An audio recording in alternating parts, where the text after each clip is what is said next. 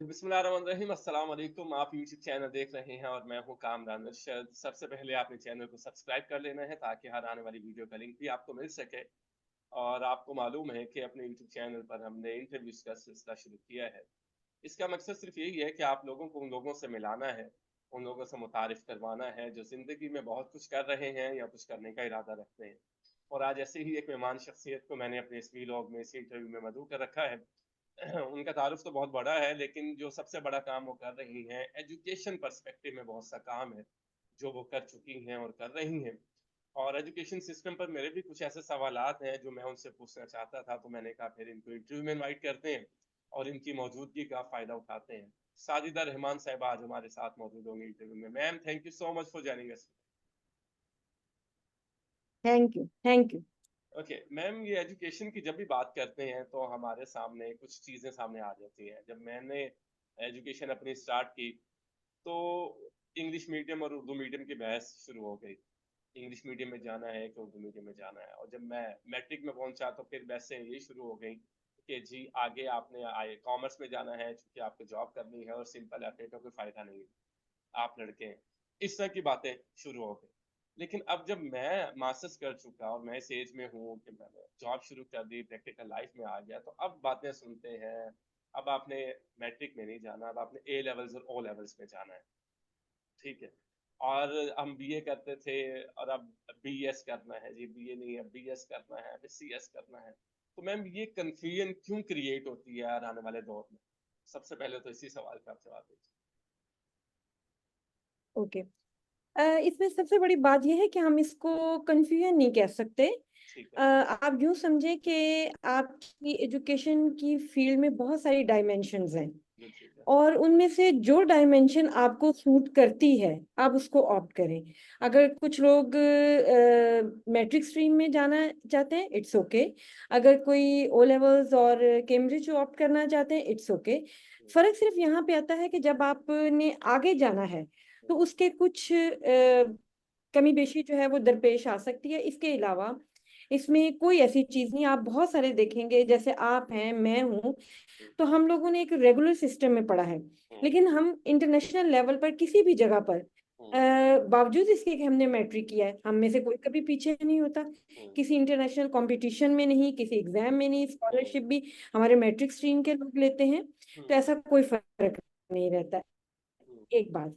ठीक है। दूसरा ये कि जब मैट्रिक के बाद आप कॉलेजेस में जाते हैं और आपकी मेरिट लिस्ट बनती है तो उसमें किसी भी जगह पे ये फर्क नहीं आता कि ये बच्चा लाहौर का पढ़ा हुआ है, ग्रामर का पढ़ा हुआ है, या एफजी का पढ़ा हुआ है, या किसी गवर्नमेंट स्कूल का पढ़ा हुआ है। तो एक जगह पे जाके सब लोग बराबर हो जाते हैं। मेडिकल कॉलेजेस में जाना है, सबने टेस्ट देना है। इंजीनियरिंग में जाना है, सबने टेस्ट देना है। तो आई थिंक जिसको जो सूट करता है, हाँ, थोड़ा बहुत आपका जो पर्सपेक्टिव है और आपकी जो ग्रूमिंग है उसमें एक थोड़ा सा डिफरेंस आता है। जाहिर सी बात है, आप कैम्ब्रिज सिलेबस पढ़ते हैं, उसका जो तरीकाकार है वो और है, उसके मुताबिक बच्चे तैयार होते हैं। जो बच्चे मैट्रिक स्ट्रीम पढ़ते हैं वो उसके मुताबिक तैयार होते हैं। लेकिन मेरा नहीं ख्याल कि कहीं पर कोई ऐसा वाजे फर्क है कि जो हम कहें कि नहीं, ये मैट्रिक वाले बच्चे तो बिल्कुल बेकार हैं और कैम्ब्रिज वाले बहुत हाई प्रोफाइल है। तो ये सिर्फ एक परसेप्शन है। अदरवाइज दोनों स्ट्रीम जो हैं वो आगे बढ़ती हैं। अच्छा मैम, साजिदा, परसेप्शन बिल्कुल होगा और हर दौर में हर चीज़ में परसेप्शन तो रहते हैं और कुछ प्रोपेगेंडा भी किया जाता है चीज़ों को। लेकिन देखने में ये आया है कि देखिए, एक जगह पर जॉब लेने के लिए दो लोग मौजूद हैं और उन दो में से वो पूछ रहे हैं कि जी आपकी क्वालिफिकेशन क्या है। वो कहते हैं जी मैंने ये किया है। कहाँ से किया है? वो कहते हैं मैंने कैम्ब्रिज से किया है। दूसरा कहता है जी मैंने इस स्कूल से किया है, सरकारी स्कूल से किया है। तो आप नहीं समझते कि अभी हम उस फेज में हैं कि जहाँ ये चीजें काउंट करके and he can easily get the job if he studied in Cambridge and any other institution जो नॉन इदारे। जी। थोड़ा बहुत आप फर्क कह सकते हैं।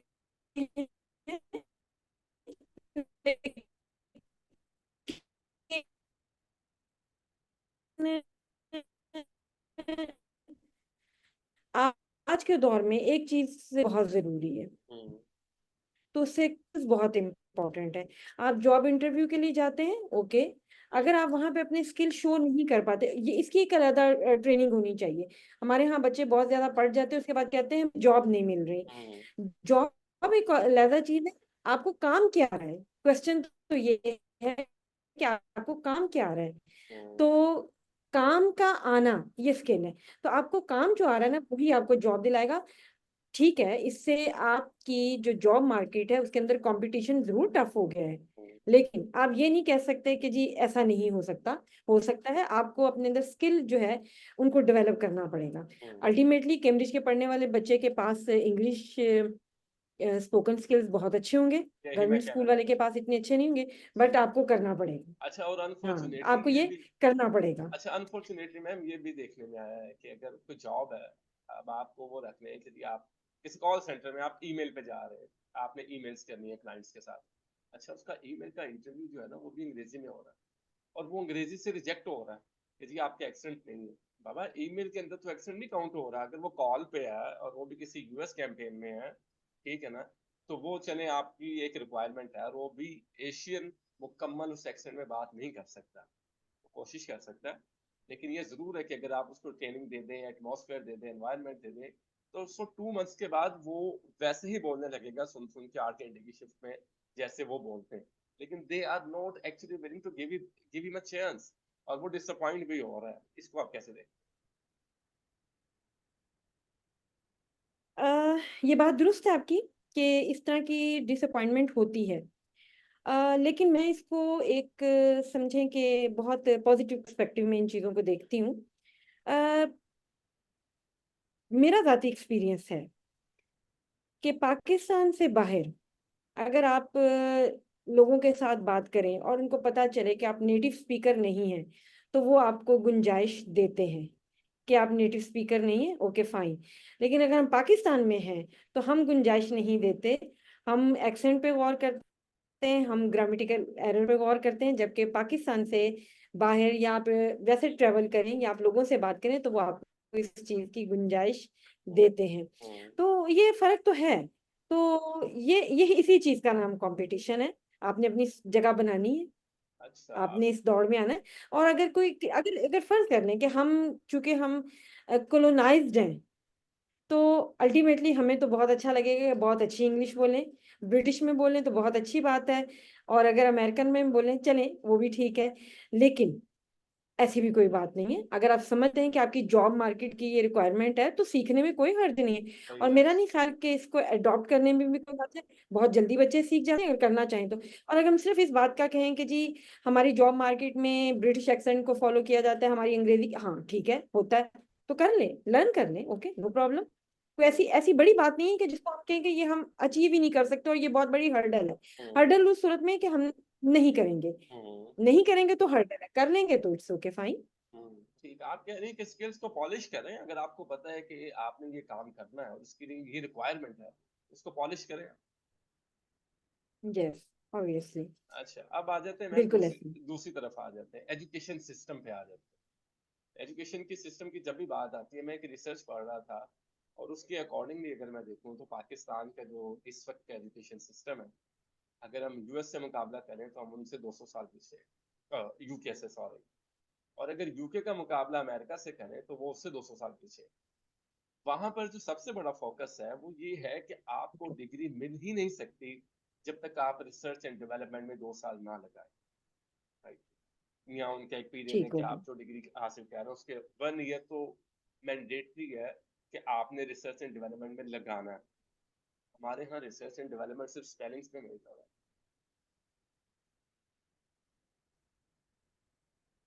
अच्छा, अब इसमें देखें, हम अपने एजुकेशन सिस्टम पे बात करें तो सिस्टम तो बहुत बड़ा है। उसकी इतनी डायमेंशंस हैं जिसमें हमारी टेक्स्ट बुक्स आ जाती हैं, हमारा एग्जामिनेशन सिस्टम आ जाता है, हमारी टीचिंग मेथडोलॉजीज आ जाती हैं, हमारे टीचर्स ट्रेनिंग प्रोग्राम आ जाते हैं।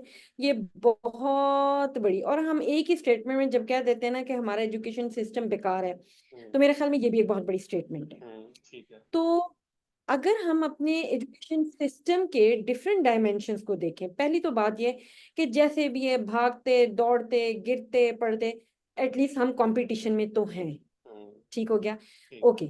हाँ, हमारे यहाँ कुछ चीजें जो हैं वो बहुत पुराने तरीके से ट्रीट की जाती है। मिसाल के तौर पे मैं आपको एक छोटी सी मिसाल देती हूँ, और मुझे इस पे बड़ी हैरानी होती है, और एज ए टीचर मैं भी उसी चीज में से गुजर रही हूँ।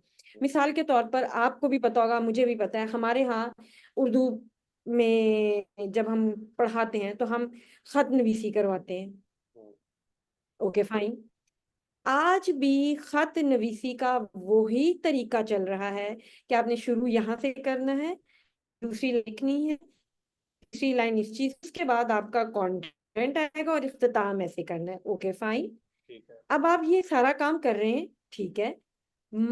मजे की बात ये है कि आपने इस चीज के खत के शुरू और इख्तिताम के बकायदा नंबर हैं जो हमारे बोर्ड के, आपने खत के शुरू के, आगाज के और इख्तिताम के एक नंबर स्पेसिफाई कर दिए। हम ब्रूटली उन नंबरों को काटते हैं बच्चों के इम्तिहान में कि इसने यहाँ पे कॉमा नहीं डाला, इसने ये चीज ठीक नहीं लिखी। ओके, ठीक हो गया। मजे की बात है कि आप मुझे बताएं, हम और आप कितना खत लिखेंगे? क्या ये प्रैक्टिकल लाइफ में अब खत मौजूद है? कहानियों में है नहीं बस। मौजूद है, कहानियों में। और हम जब खतूत नवीसी की बात करते हैं तो उसमें जो मॉडल खतूत पढ़ाते हैं, तो हम पढ़ाते हैं गालिब के। अब गालिब के खतूत में ना आगाज है ना इख्तिताम है। वो खत में क्या बुलाते हैं? अरे यूसुफ मियाँ, कहाँ हो इतने दिनों से? हम कहते हैं हमारा बच्चा खत लिखे, आपकी खैरियत नेक मतलूब। ऐसे ही है ना? सही। और हम उसपे नंबर काटते हैं। पढ़ाते हैं हम मॉडल खतूत इकबाल के हैं और गालिब के हैं, लेकिन हम कहते हैं कि हमारे खत। अच्छा, अब खत के बजाय क्या आज के दौर में हमने बच्चे को उर्दू में ब्लॉगिंग सिखाई है? नहीं। ठीक है ना? हम खतूत सिखा रहे हैं, हम दरखास्त सिखा रहे हैं। अच्छा, फिर सेम इसी तरह 9-10 के सिलेबस में मैं एक दिन हमारी कुछ सनतें होती हैं, यानी कि जिसमें इस्तारा, तशबीह और काफी लंबी इसमें डिटेल है। ये बिल्कुल ठीक है, ओके, ये उर्दू का एक पार्ट है। लेकिन आप एक वक्त की डायमेंशन को ये समझें कि ये चीजें उस वक्त थी जब उर्दू एक दरबारी जुबान थी, तो हमें मुसज्जा और मुकफ़ा इबारतों की जरूरत होती थी। एआई के जमाने में मुसज्जा और मुकफ़ा इबारतों की जरूरत नहीं है। तो ठीक कह रहे हैं। ठीक है। एक तरफ आपका ग्रामरली आ चुका है, ठीक है। आप उसके साथ compete करते हुए आज के दौर में बच्चों को आप वो सनतें, तशबीह, इस्तिआरा, मरतुन नज़ीर और डिफरेंट बहुत मुश्किल मुश्किल टर्म्स हैं, क्लास 9-10 के लेवल पे आप बच्चों को वो सिखा रहे हैं। और इससे उनकी, मेरा नहीं ख्याल कि आप मुसज्जा मुकफ़ा इबारतों को किसी ने पढ़ना भी है। अब नहीं पढ़ना। आप बच्चों को ब्लॉगिंग सिखा रहे हैं, आप बच्चों को जो उनका बोलने का, उर्दू में बोलने के, मेरा ख्याल है कि अगर इस असाइनमेंट से बेहतर है कि आप बच्चों से एक व्लॉग बनवा लें। आप उनकी किसी सियाहती मकाम की सैर का उन्हें कहें कि आप इन गर्मियों की छुट्टियों में जब जाएं तो आप उसका एक व्लॉग बनाएं। जी हाँ। उनकी नरेशन डेवलप हो। ठीक है, ये स्किल है जिसको डेवलप करना चाहिए। लेकिन हम आज भी खत भी लिखवा रहे हैं और हम दरखास्त भी लिख रहे हैं। मुझे नहीं समझ आती कि दरखास्त कौन लिखेगा और उर्दू में कौन लिखेगा। अब तो बैंक में भी आप दरखास्त देने जाएं, किसी और जगह पे जाएं, तो दरखास्तों के प्रिंटेड वर्जन मौजूद हैं। आपने सिर्फ वहां पे अपना नाम, टेलीफोन नंबर एंटर करना है और अपनी दरखास्त आपने सबमिट करवा देनी है। ठीक कह रही हैं आप। ये सिस्टम तो ये है। ठीक है। और इसमें मेरा ख्याल है कि बच्चे हाँ, का वक्त भी जाया हो रहा है और टीचर्स का भी वक्त जाया हो रहा है। अच्छा, इसमें एक और भी बात बच्चा है। बच्चा बहुत परेशान होता है, इसलिए कि वो जिस दुनिया में रह रहा है वो खत देख ही नहीं रहा। उसके घर कोई खत नहीं आ रहा, उसके अब्बू कोई खत नहीं लिख रहे, उसकी अम्मी कोई खत नहीं लिख रही, लेकिन वो बेचारा खत लिख रहा है स्कूल में और अपने नंबर भी कटवा रहा है। पर भी उसको कटवा। वो इतना परेशान है कि मैम, ये राइट कॉर्नर पे लिखना है, आज कमरा हाँ। इम्तिहान, ओमा तो कहाँ। थोड़ा सा राइट कॉर्नर से इधर हो गया तो मैंने तो नंबर काट लेने हैं उसके। हाँ। ओमा कहाँ पे आना और फुल स्टॉप कहाँ पे आना। ये यस। बात ठीक है। अच्छा मैम, इसके साथ एक और बात है। जब हम छोटे थे तो सुनते थे कि तालीम और तरबियत। ठीक है। अब अगर बात करें तो तालीमी मैदान में पाकिस्तान आगे बढ़ रहा है, नए नए कोर्सेज आ रहे हैं, डिग्रीज आ रही है। अब हम इस दौर में है कि जेंडर स्टडीज को बहुत ज्यादा लोग उस तरफ जा रहे हैं, पहले ऐसा नहीं था। अब हर 10 स्टूडेंट्स में से 2 लोग जेंडर स्टडीज को कर रहे हैं, एनवायरनमेंट को स्टडी किया जा रहा है। तो तरबियत कहाँ पर रहेगी? तरबियत में हम बहुत पीछे हैं। हाँ, तरबियत पता क्या हमारे यहाँ प्रॉब्लम ये है कि हम तरबियत सिखाना चाहते हैं बाय फोर्स। हम्म, तरबियत कभी भी बाय फोर्स नहीं होती। ये मेरा नैरेटिव है। ठीक हम्म, है। लोगों का से भी एक जमाना था कि तरबियत डंडे से होती थी। हम्म, लेकिन मेरा ख्याल है कि अब हमें बदलना चाहिए। अब तरबियत है आपके इन्वायरमेंट में। ठीक है। आई थिंक आपने भी कभी ट्रेवल किया हो। हम्म, आपने देखा होगा कि वहां पे कभी कोई लाइन नहीं बनवाता। हम्म, लाइन खुद ब खुद बनती है। क्यों हम्म, बनती है? क्योंकि एक कल्चर डेवलप होता है। हम्म, ठीक है। पता है कि कोई चीज फेंकनी है तो डस्टबिन ढूंढते हैं कि डस्टबिन कहाँ है, वहां फेंके। हम आज भी चलती गाड़ी में हाईवे के ऊपर खा के लिफाफा फेंकते हैं। बिल्कुल। ऐसे ही है ना। बस। तो तरबियत जो है एक तो इन्वायरमेंट में है, और दूसरा ये मैं नहीं समझती कि आप डंडे के जरिए नहीं तरबियत कर सकते, आप बच्चों की लाइनें नहीं बनवा सकते। अब आपको बच्चों को बहुत डिफरेंट तरीके से ट्रीट करना पड़ेगा, बहुत डिफरेंट तरीके से। बच्चों के पास बहुत सारे टूल्स हैं, हमसे ज्यादा उनके पास नॉलेज है। हमसे पहले उन्होंने पढ़ा होता है, हमसे ज्यादा उन्होंने सीखा होता है। और उसमें बहुत सारी नॉलेज किसी और तरफ की भी है, उनकी डायरेक्शन के अगेंस्ट भी है कि हमें ये क्या, उनको किस तरफ लेके जाना चाहिए। तो चीजें बहुत क्लोजली मॉनिटर करनी पड़ती हैं। घर में पेरेंट्स का एक बड़ा इंपॉर्टेंट रोल है। पेरेंट्स अगर ये कहें कि नहीं नहीं नहीं, पेरेंट्स बच्चों को अपना समझते हैं कि चूंकि अब हमने इनको पैदा किया और हम इनको खिला पिला रहे हैं तो अब ये हमारी मर्जी से चले। इसके बजाय बच्चों के बहुत करीब होना पड़ेगा, उनके साथ टाइम स्पेंड करना पड़ेगा, उनको चीजें लर्न करवानी पड़ेंगी अपने इन्वायरमेंट से। तो अगर ये समझें कि नहीं मैंने इसको कह दिया कि आज से तुमने अपना ये काम ऐसे और कैसे करना है।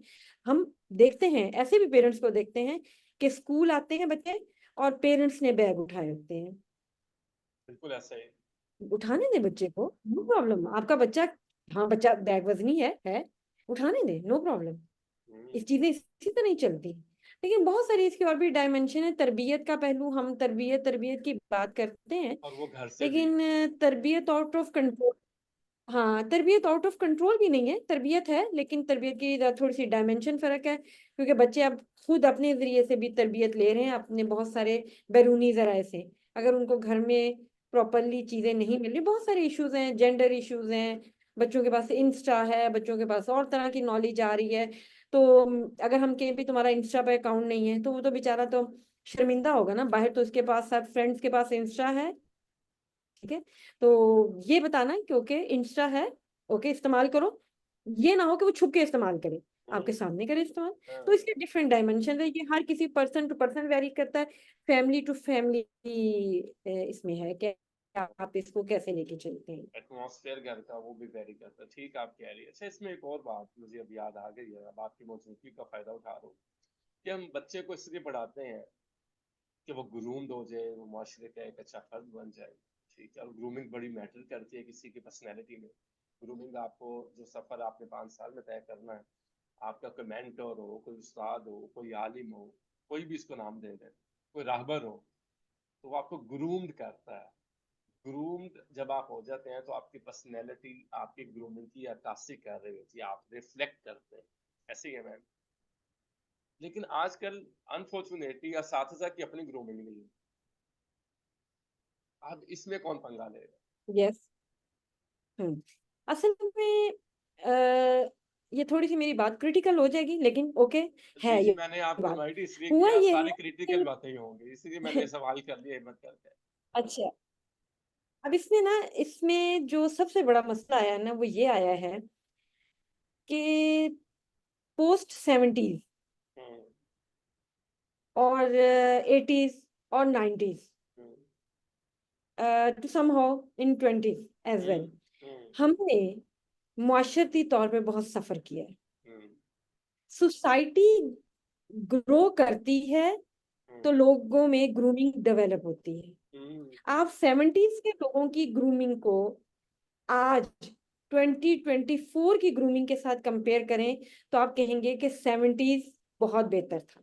हम्म, अ, इसमें ये हुआ कि जो एक पॉलिटिकल स्टेबिलिटी होती है हम्म, वो किसी भी कौम की डेवलपमेंट के लिए बहुत जरूरी है। इन तमाम अदवार में पाकिस्तान पॉलिटिकली अनस्टेबल रहा है, अभी भी है। जिसकी वजह से हमारा जो मुआशरती हाँ अभी भी है, हमारा मुआशरती ढांचा बुरी तरह डिस्टर्ब हुआ है। हम एक 5 साल किसी और नहज पे थे, अगले 5 साल और नहज पे थे, उसके बाद किसी और नहज पे निकले। इसके अंदर एक जमाना था कि इस्लामाइजेशन का दौर आ गया। इस्लामाइजेशन के दौर में जेंडर बाइसनेस अरूज पे थी। उस जेंडर बाइसनेस ने हमारी ग्रूमिंग बहुत खराब कर दी, जिसका नतीजा जो है उसको हम देखें। हम कुछ भी कहें, हम मैं ये तो इकबाल का शेर पढ़ सकती हूँ कि शमशीर सना अव्वल तौसर रुबाब आखिर। ओके फाइन, शमशीर सना अव्वल करके क्या बना? तौसर रुबाब को आपने आखिर कर दिया, ठीक है, तो शमशीर सना अव्वल करके फिर क्या हासिल किया आपने? ऐसे ही है ना। तो सोसाइटी का स्ट्रक्चर जो है वो डैमेज हुआ है। उस ग्रूमिंग में बहुत टाइम लगेगा। As a teacher, as a person, मैं बहुत फर्क देखती हूँ। बिलीव यू मी, मुझे बाज दफा बहुत तरस आता है हमारी बच्चियों पर भी, हमारे बच्चों पर भी। ग्रूमिंग क्या है? हमें ग्रूमिंग को भी डिफाइन करना पड़ेगा। ग्रूमिंग क्या है? बहुत अच्छे कपड़े पहनना ग्रूमिंग नहीं है। हाउ टू बिहेव, आप बिहेव कैसे करते हैं, आप बोलते कैसे हैं, आपका कॉन्डक्ट क्या है, ये है आपकी ग्रूमिंग।